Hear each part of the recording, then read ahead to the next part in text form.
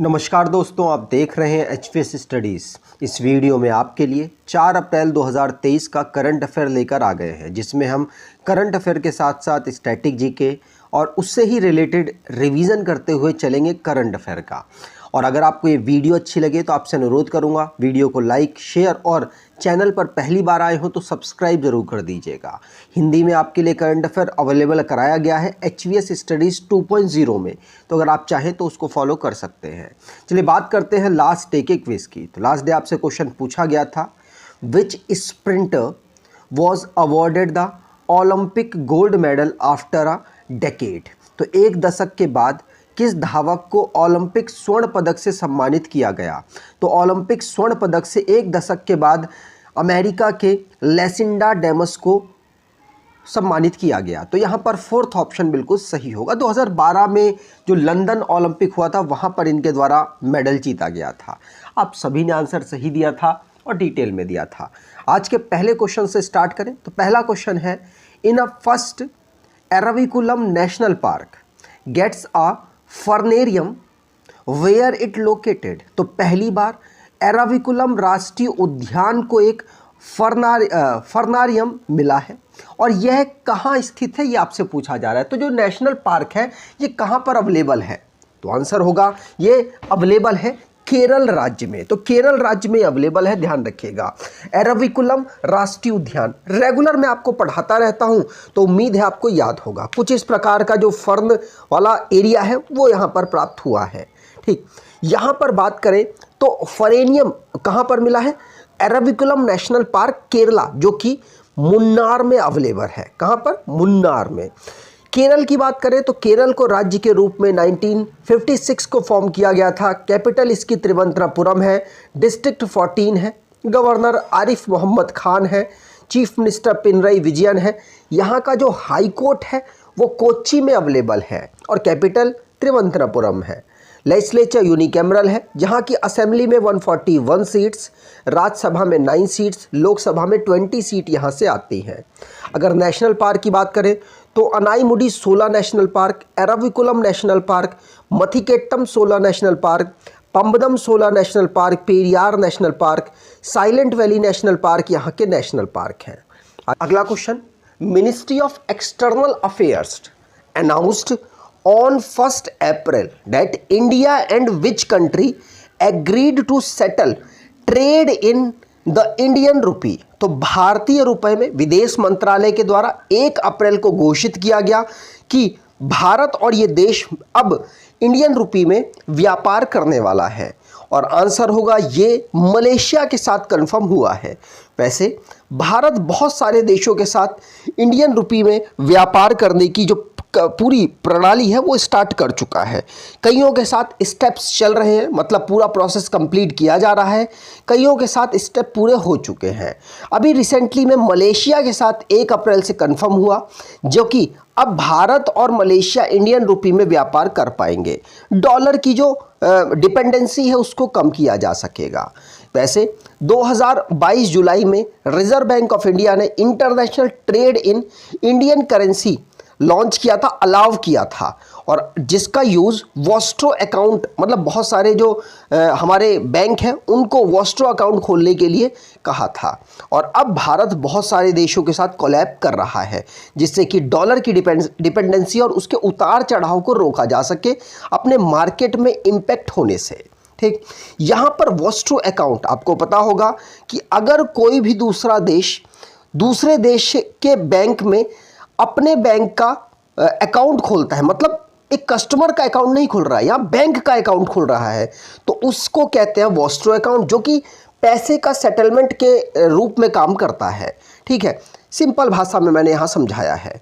यहाँ पर मलेशिया की बात करें तो मलेशिया के प्राइम मिनिस्टर अनवर इब्राहिम है। कैपिटल यहाँ की कुआलालंपुर है। करेंसी यहाँ की रिंगिट है और लैंग्वेज मले है। इस्लाम यहाँ का रिलीजन है। आगे बात करें तो इन देशों के साथ इतने सारे देश हैं जिनके साथ या तो भारत की बात चल रही है या ऑलमोस्ट कंफर्म हो चुका है।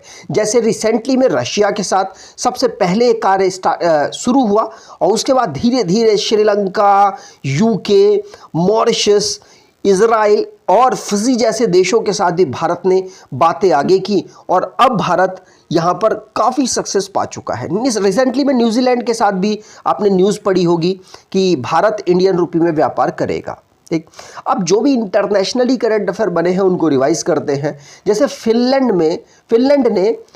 को 31 नाटो का मेंबर बनाया गया, याद रखिएगा। Hamza Yusuf Scottish national party की हैं और इनको लीडर इलेक्ट किया गया है, ध्यान रखेंगे। प्रेसिडेंट ब्राज़ील की प्रेसिडेंट रही हैं पहले दिल्मा रोसेफ, ये नई प्रेसिडेंट बनी है ब्रिक्स बैंक की, मतलब एनडीबी की, न्यू डेवलपमेंट बैंक की। इजिप्ट की बात करें तो इजिप्ट ब्रिक्स बैंक में इंक्लूड हुआ है, एनडीबी में इंक्लूड हुआ है। बांग्लादेश पहला सबमरीन बेस लॉन्च कर चुका है। राम सहाय प्रसाद यादव नेपाल के तीसरे वाइस प्रेसिडेंट बने। भारत बांग्लादेश के बीच में पाइपलाइन, एक फ्रेंडशिप पाइपलाइन शुरू हुई और जिसको नरेंद्र मोदी और शेख हसीना, वहाँ के प्राइम मिनिस्टर शेख हसीना के द्वारा इनॉग्रेट किया गया। आईसीसी इंटरनेशनल कोर्ट की बात की जा रही है, इसने अरेस्ट वारंट जारी किया है व्लादिमीर पुतिन के ऊपर, यूक्रेन पर वॉर क्राइम इनके ऊपर एलिगेशन लगाया गया है। एरिक गारसेट्टी ये यूएस के एम्बेसडर बने हैं भारत में और एफएटीएफ ने रशिया की मेंबरशिप को सस्पेंड कर दिया। डेनमार्क पहली कंट्री ऐसी बना जिसने CO2 को इंपोर्ट किया है और इसको बरी किया है अंडर सी, मतलब स्टोर किया है सी के नीचे। आगे बात करें, अगला question, 10th edition of India and Sri Lanka bilateral maritime exercise जिसका नाम है SLINEX 2023 begin at which place. तो भारत और श्रीलंका के बीच में 10वें नंबर की जो एक एक्सरसाइज है, मैरीटाइम एक्सरसाइज है, जिसको ऑर्गेनाइज कराया जा रहा है और किस प्लेस में ऑर्गेनाइज कराया जा रहा है ये आपसे पूछा जा रहा है। तो आंसर होगा, इसे श्रीलंका की कमर्शियल कैपिटल कोलंबो में ऑर्गेनाइज कराया जा रहा है। वैसे आपको बता दूं श्रीलंका की 2 कैपिटल है, श्री जयवर्धनापुरम कोट्टे और कोलंबो।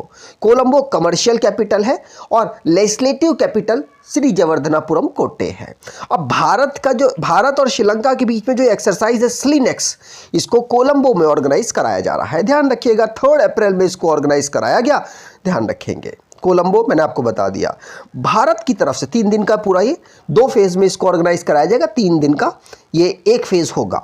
यहाँ पर बात करें भारत की जो नेवी है उसकी तरफ से INS किल्टन और INS सावित्री ने पार्टिसिपेट किया। श्रीलंका की तरफ से बात करें तो SLNS विजय बाहु और SLNS समुदुरा ने पार्टिसिपेट किया। भारत की तरफ से चेतक हेलीकॉप्टर भी यहाँ पर पार्टिसिपेट कर रहा है और डॉनियर मैरीटाइम पेट्रोल एयरक्राफ्ट भी यहाँ पर पार्टिसिपेट कर रहा है। 9th एडिशन आपको बता दूं भारत में हुआ last year Visakhapatnam bay of Bengal में। ठीक, आगे बात करें तो जो भी रिसेंटली में डिफेंस से रिलेटेड क्वेश्चंस बने हैं उनको रिवाइज करते हैं। पहला क्वेश्चन पढ़ लिया। दूसरा, अफ्रीका और भारत के बीच में एक एक्सरसाइज हुई जिसको पुणे में ऑर्गेनाइज कराया गया, उसका नाम था एफिंडेक्स 23 DRDO, जिसने एक वर्कशॉप ऑर्गेनाइज की जिसका नाम human factors engineering in military platform रखा गया। INS द्रोणाचार्य जिसको प्रेसिडेंट के द्वारा प्रेस्टिजियस अवार्ड कलर्स अवार्ड से सम्मानित किया गया। इंडिया और सिंगापुर के बीच में एक्सरसाइज बोल्ड कुरुक्षेत्र जोधपुर में ऑर्गेनाइज कराई गई। गीता राणा, इनको लद्दाख में अपॉइंट किया गया आर्मी बटालियन के कमांडर के रूप में और ये पहली वुमेन इस प्रकार से अपॉइंट होने वाली बनी है। आगे बात करें, अगला question, prevention of blindness week 2023 on. तो दृष्टिहीनता निवारण सप्ताह 2023 कब मनाया जाता है? आंसर होगा, इसे 1 अप्रैल से लेकर 7 अप्रैल तक ऑर्गेनाइज कराया गया। ध्यान रखिएगा, national prevention of blindness week को हमने 1 से लेकर 7 अप्रैल तक ऑब्जर्व किया, जिससे कि लोगों को अपनी आंखें डोनेट आफ्टर डेथ अपनी आंखें डोनेट करने के लिए कैंपेन चलाया गया और लोगों की जिनकी नज़र नहीं है सही उनको दुनिया देखने के लिए प्रोत्साहित किया गया। ध्यान रखेंगे, पूछा जा सकता है और साथ साथ जो इस आंखों से रिलेटेड इलाज है उसको तो प्रमोट किया ही गया। अगला क्वेश्चन, विच player win wild F1 Australian grand pics. तो फॉर्मूला 1 रेस है, ऑस्ट्रेलियन ग्रैंड पिक्स को ऑर्गेनाइज कराया गया ऑस्ट्रेलिया में और किस प्लेयर के द्वारा इसको जीता गया? आंसर होगा इसको मैक्स वर्स्टप्पन के द्वारा जीता गया। मैक्स वर्स्टप्पन आप देख पाएंगे फरारी चलाते हैं और ये मैक्स वर्स्टप्पन इस साल की पहली कार की रेस भी जीत चुके हैं। ध्यान रखिएगा इनके द्वारा इसको जीता गया और लास्ट ईयर ये प्लेयर ऑफ द मतलब ईयर थे। मतलब जितनी भी कारों की रेस होती है उनमें से आधे से ज़्यादा जो जीत जाते हैं वो प्लेयर ऑफ द ईयर हो जाते हैं। तो Max Verstappen last year player of the year थे और लगातार 2 साल प्लेयर ऑफ द ईयर बनने वाले पहले खिलाड़ी बने हैं। ठीक, अब जो भी स्पोर्ट्स से रिलेटेड क्वेश्चंस बने हैं उनको रिवाइज करते हैं। पहला क्वेश्चन पढ़ लिया।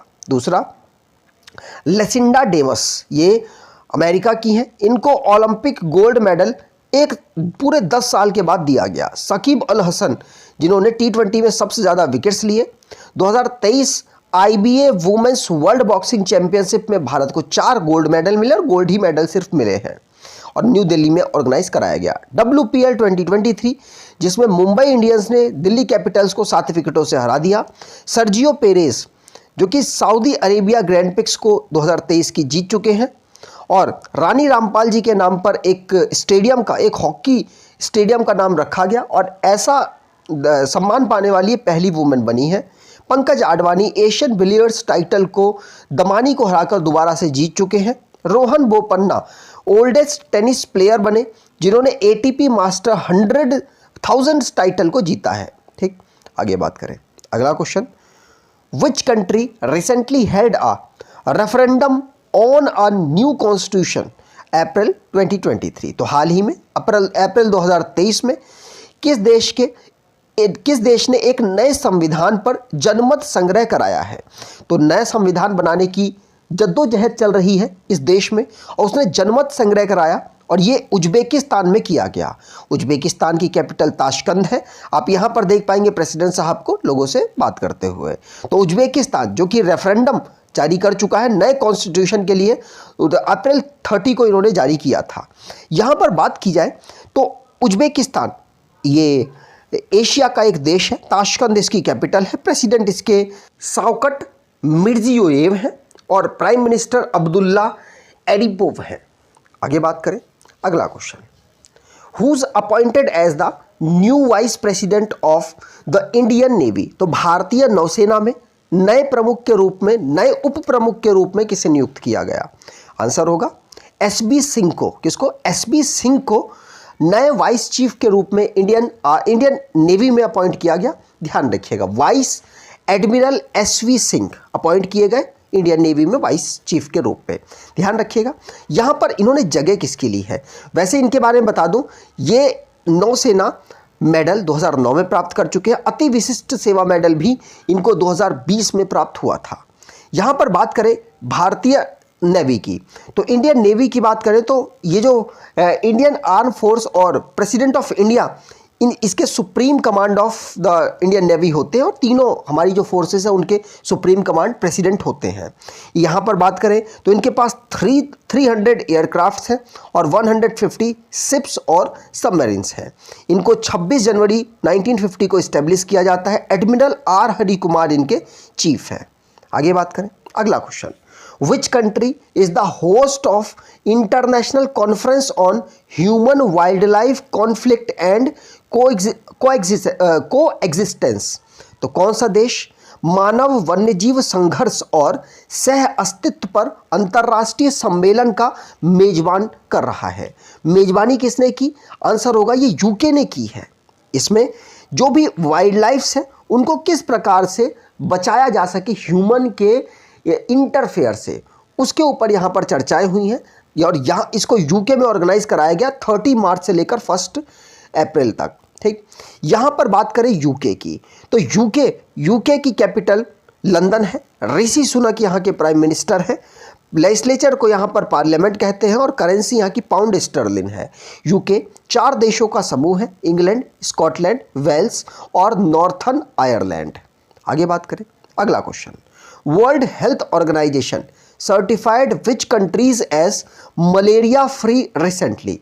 तो विश्व स्वास्थ्य संगठन ने हाल ही में किन देशों को मलेरिया मुक्त प्रमाणित किया है? तो मलेरिया मुक्त प्रमाणी WHO ने रिसेंटली में अजरबैजान और तजिकिस्तान को किया है। किसको? अजरबैजान और तजिकिस्तान को। तो सेकंड ऑप्शन यहाँ पर बिल्कुल सही होगा। ये WHO की साइट से काटा हुआ एक स्क्रीनशॉट है, आप यहाँ पर देख पाएंगे। तो अब टोटल 42 कंट्रीज हो चुकी हैं जो कि मलेरिया फ्री माइलस्टोन को पार कर चुकी हैं अजरबैजान और तजिकिस्तान के बाद। लास्ट ईयर 2021 में चाइना को भी इन्होंने मलेरिया फ्री डिक्लेयर किया था, ध्यान रखेंगे। WHO की बात करें तो इसका हेडक्वार्टर जिनेवा स्विट्जरलैंड में है। इसको 1948 में फाउंड किया गया था और टेड्रोस अधनम इनके हेड हैं। आगे बात करें आज का क्विज, तो आज का क्विज है who to become head of the NASA's newly established moon to Mars program. तो मून टू मार्स प्रोग्राम जो नासा का न्यूली इस्टेब्लिश्ड प्रोग्राम है, इसके हेड कौन अपॉइंट हुए? भारतीय हैं, इसलिए इंपॉर्टेंट है। कमेंट बॉक्स में डिटेल में आंसर दीजिएगा। अगर आपको ये वीडियो अच्छी लगी है तो आपसे अनुरोध करूंगा शेयर जरूर कीजिएगा वीडियो को। धन्यवाद।